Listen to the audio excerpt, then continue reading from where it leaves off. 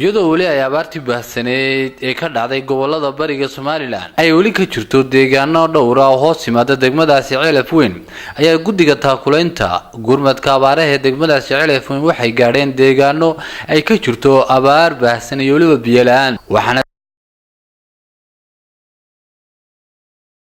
iyagoo ka wareysanaya xaaladda abaareed ee ka jirta deegaanadaasi ugu horreynna waxaa halkaas ka hadlay dadka deegaanadaasi oo ka sheekeeyay abaarta iyo waliba biyo la'aanta ka jirta deegaanadaasi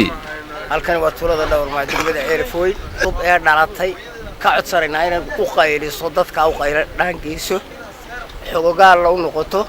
guddida abaaraha ee qaranka haday jirto anagu iyadoo jirtaan ogeeyaan wax laga bedelin iyadana waxaan ku codsanaynaa in gurmad degdeg ah usoo fadhiyaan dadka waa biyo waa raashin waa caafimaad abaartii aad iyo aad bay u baaxad weynaatay tii sanadkii hore oo sideedu taagan baa tii dambena timay sanadkii may jabin abaartii waa la arkaa qaxootigii uu joogaa dadku aad iyo aad buu meesha maxay isugu yimi waxaan ahay gudoomiyihii degmada Dararweyn waa deegaan ballaaran marka hore xoolo-dhaqatadii soo aad u badnayd xoolihii wixii abaarta hore tan dambe ayaa khadmada ku laba kacalaysay waxaan leenahay waan kalanka jeedinayaa hadhow baa la iscanaanta oo la yiraahdaa meesha ayaa maxay ahayd marka xaalad macluumaad ka dilaacdo qarka imika u saaran tahay waan ka qayla dhalaamina aad baan uga qayla dhalaamina waa SOS waa kaba dambaystii wixiina dilaa waa haraad iyo dawalaan iyo dayac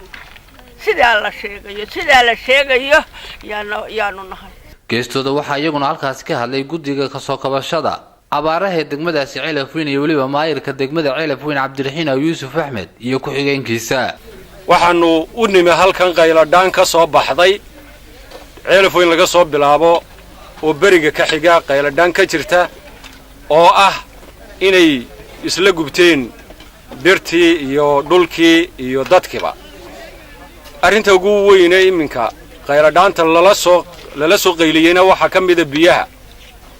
dhulku waa dhul bay ahaayeen leh barkeedo khali ah laakiin aan lahayn ceelal qodaal ah marka laga reebo toban booyadood wax kama tari karto waxaan ka codsanaynaa madaxweynuhu inuu amro guddidii inay dib u celiyaan booyadihii tamarruc ahaa ee dawladdu iska lahayd inay dadka u keenaan taasaa baahida tari karta horta biyaha kow waxaad la jaan qaado la kowsataa sidii dadka abaaruhu weli ku haystaan ee ku habsadeen illa leeyahay aan la ogeyn ee aanu dhex taaganahay ee aanu mas'uuliyiintoodii nahay in ka bilowdaan oo la soo gaaro deeq biyood iyo deeq arintaas waxaanu ku dhigaynaa qayladaan gaar waxaanu la hadlaynaa dadka islaamka dhamaantii hay'adaha samafalka xukuumadda shaaliyadaha Soomaaliland cid kasta oo ilaahay dartii wax u baxsanaysa waan u hadlaynaa qayladanta waan durinaa Axmed Maxamed Cilmi Home Cable TV Ceelaf Weyn